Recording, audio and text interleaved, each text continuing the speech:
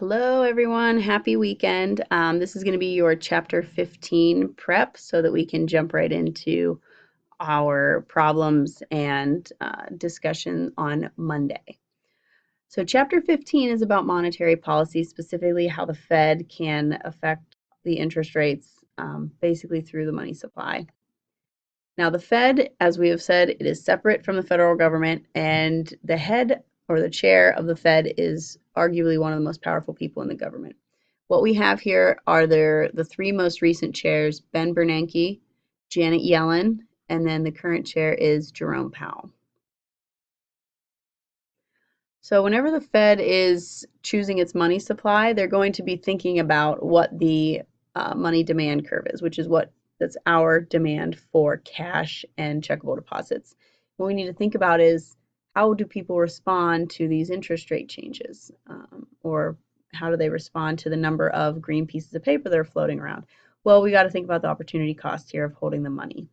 So you all carry around some sort of cash for just for convenience, right? The deli doesn't allow credit card payments unless it's more than $5.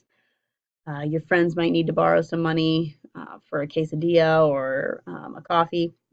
So you holding those green pieces of paper in your wallet or in your checking account means that you're giving up some sort of interest income that you could collect if you were to put this in a certificate of deposit, a CD, or if you were to invest it in stocks or bonds, things like that.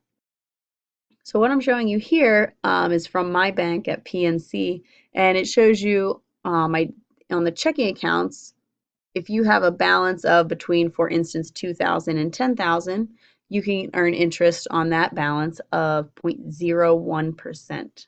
Very small, but at least you have something, right?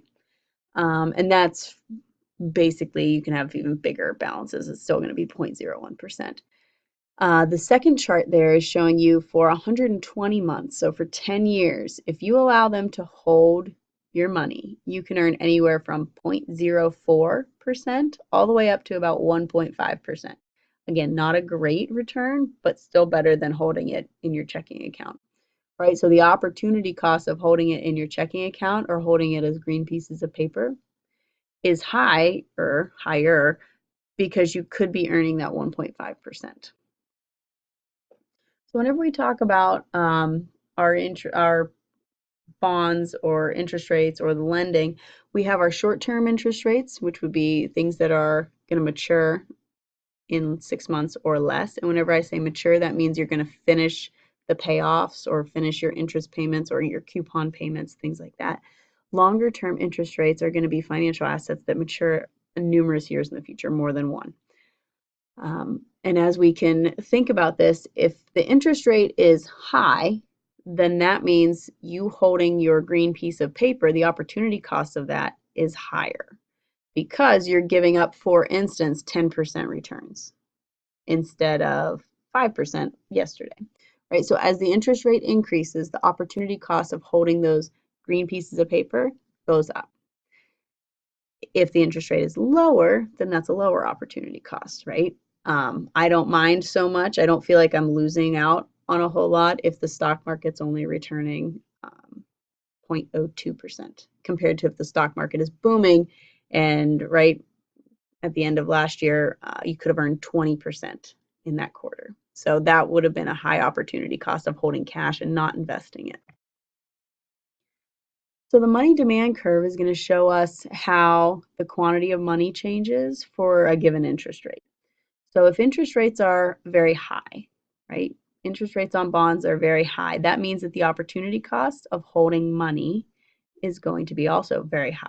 So we are going to demand a smaller quantity of money. As interest rates are high, we demand a smaller quantity of money. Whereas if interest rates are low, we don't really care about investing it because we're not really giving up all that much, 0.01% for instance. So if you want to, instead of holding it in an interest-bearing asset, you can hold it in your checking account, we're going to see a higher quantity demanded of money at low interest rates because the opportunity cost is lower. So we know that the line is downward sloping. We've talked about why it's downward sloping. The next thing we talk about are going to be things of how we shift this money demand curve. And I'll go over, there's 4 of them. So first off, changes in the aggregate price level, right? You go and get your basket each week from the grocery store, and all of a sudden the price of your basket has gone up. So what happens? That means I need to have more money to pay for it, right? I need either cash or checkable deposits. I can't leave my money in an interest-bearing asset that's going to take a long time to mature. So as the aggregate price level increases, we would expect to see that for any given interest rate, the quantity demanded of money to increase also. So that would be a shift to the right. Any given interest rate, we would need to have more cash on hand if prices have gone up. Next up would be changes in real GDP, right? Remember, real GDP is the value of final goods and services holding prices constant. So all of a sudden we have more things to buy, more options. So if real GDP has gone up, this implies that for any given interest rate, we're going to need more cash, more checkable deposits, more money. So that would be also an increase in the money demand curve. Next up would be changes in technology. So most of us run around with little plastic cards instead of cash. So if everyone takes these credit cards for any given interest rate, I don't need as much money. So as technology gets better and making it easier to not have cash on you, right? I can pay for all sorts of things with my credit card.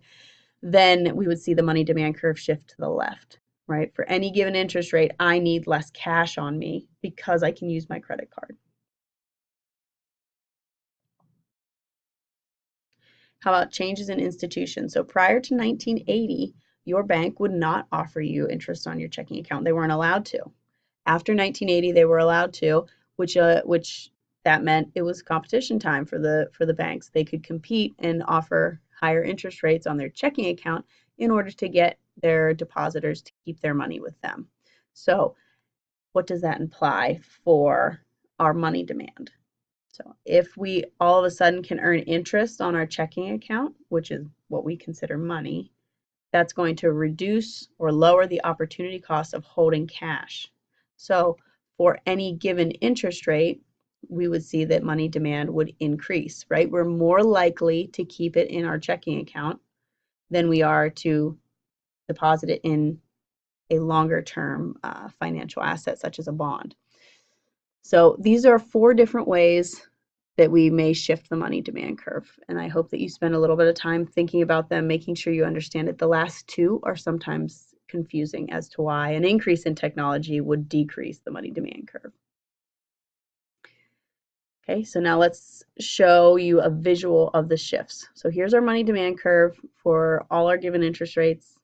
Now, if money demand increases, we would see at every given interest rate, R1 for instance, the quantity demanded moves to the right.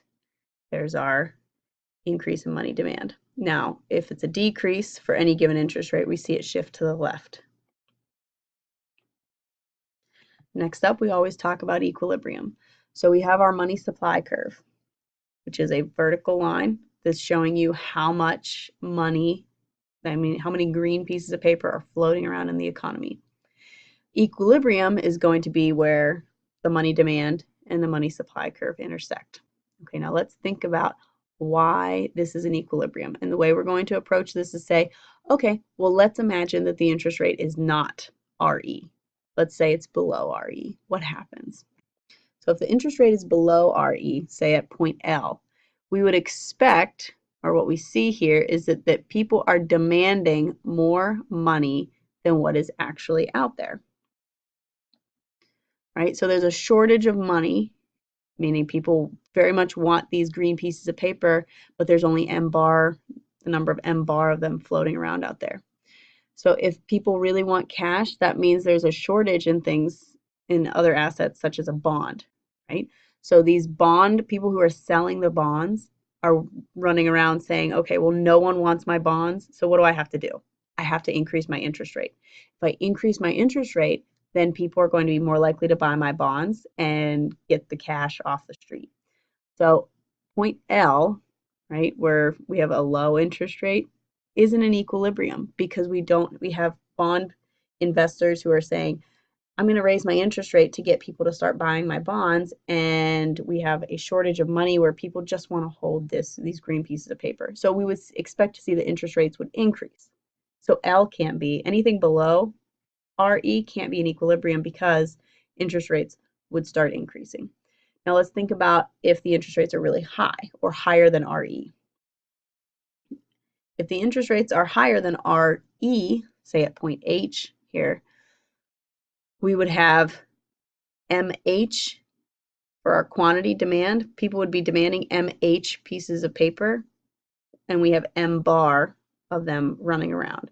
So there would be a surplus of money, right? There's a surplus of green pieces of paper. If you don't want the green pieces of paper, the interest rates are too high, right? The interest rates are up here at RH, so we say, yes, of course we're going to buy these bonds because we're getting, well, a higher interest rate than what we actually would accept. So you would then see that the investors would say, oh, we've got a lot more people that want these bonds than what we're willing to sell. So instead of offering you 15%, I'm going to only offer you 12, 10, 9, 8. And you would expect to see interest rates fall until the number of bonds they're willing to sell exactly matches up with the number of people or amount of money that people want to lend them. So therefore, the only thing that can happen is that point E has to be our equilibrium. That's the stability part that we've talked about. Let's end this with a practice question. So suppose an economy's aggregate output level increases. Assuming that the central bank does not engage in monetary policy, which of the following statements is true? So I'll give you a second. Maybe you want to pause this and think about it, and then I will walk you through the answer. So if the economy's aggregate output level increases, this means that our real GDP has gone up. We've got more things to buy, we've got more options. Now, if we have more things to buy, more options of things to buy, we would expect that our demand for money would increase. That would be a rightward shift of the money demand curve. Now, if the money demand curve shifts rightward, and remember our money supply is completely fixed, it's not changing, we would expect then that our interest rates would increase. So that is the end of the slide shows, and I hope this was a good prep for chapter 15. I will see you all on Monday. I hope you have a great weekend. See you soon.